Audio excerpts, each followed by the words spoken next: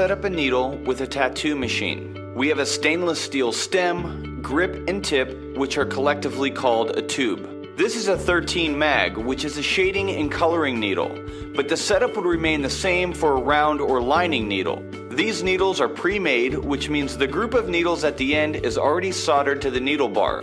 The loop at the other end of the bar is called an eye, which is what attaches the needle to the machine. To assemble the tube, we connect the stem and the tip to the grip. This grip happens to use set screws to hold everything together.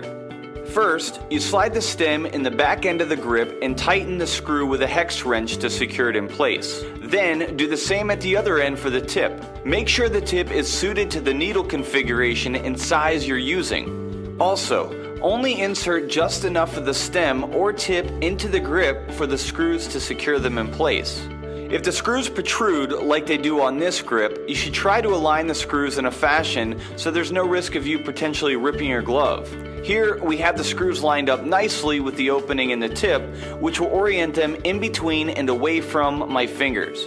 During use, this minimizes the risk of a glove tear. Once the tube is assembled, we next need to install our nipple or grommet. A nipple is a small rubber component you put on the end of the armature bar or A-bar before the needle is attached. That helps keep the needle eye snug on the A-bar. A grommet serves the same purpose, but it differs from the nipple in that it's inserted into the needle eye first instead of on the A-bar. Grommets are a little bit more difficult to use, but they do keep the needle on the A-bar a little tighter than nipples do. You may find that different grommets and nipples purchased from one company are made from softer or harder rubber than the other. The more pliable the rubber, the softer the needle head, while the more rigid the rubber, the harder the needle head. Shop around, and when you find a brand you feel most comfortable with, stick with it. Now, we're almost ready to place the needle into the tube. Before we do that, we need to create a slight bend in the needle. This helps compensate for the bend applied by the rubber bands you wrap around the needle to help it keep from jumping around in the tube. The bend also helps the needle grouping sit flush in the tip. If you look closely at the needle, you'll see the bar is soldered onto the top of the needle grouping. With the bar on top and the needle configuration on the bottom, bend the needle upwards from the middle slightly. This amount of bend is just about right for a stainless steel tube. However, if you're using disposable tubes, make sure you don't put too much bend on the needle, as the plastic tends to create more friction. Make sure you put the needle in with the needle configuration underneath the bar so it will sit in the tip correctly. Carefully insert the needle into the tube. If you have a 3-piece tube like we do here, be careful not to bang the needle on the upper edge of the tip that sits inside the tube.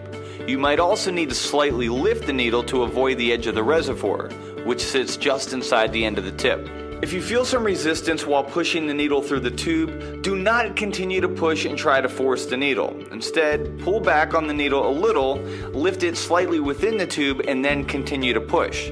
Damaged or barbed needles can lead to skin getting torn up, so take your time when inserting the needle. Once you have the needle in the tube, pick up your machine and slide the tube, with the opening in the tip facing upwards up through the vice grip. If the grip is too tight, even with the screws loosened all the way, then you'll need to pry the vise open with a flathead screwdriver. If it's a little snug, you can try twisting the tube back and forth a little like this. With the tube inserted about halfway, tighten the vise. Don't lift the tube up too far into the vise, as the further you put the vise into the tube initially, the more difficult it'll be for you to grab the needle and attach the loop to the A-bar. You'll be able to adjust things once the needle is attached to the A-bar. Grab the needle, pull it up towards the armature bar, and attach the eye to it by slipping it over the peg on the end. Be careful not to bend the needle any more than necessary while you're doing this. Now you have the needle attached. You can adjust the tube vertically to correctly set the amount of needle riding depth, which is simply how much needle remains out the end of the tip when the machine is not in use. Loosen the vise and then raise or lower the entire tube to get the depth to your desired measurement.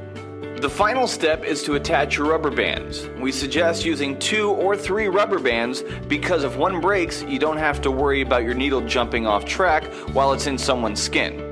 One last tip is that if your vice screw or machine frame is interfering with your hand while working, like this, you'll need to move the grip down away from the machine. The way to do this is to adjust the overall length of the tube by decreasing the amount of stem that's in the grip when you initially put your tube together.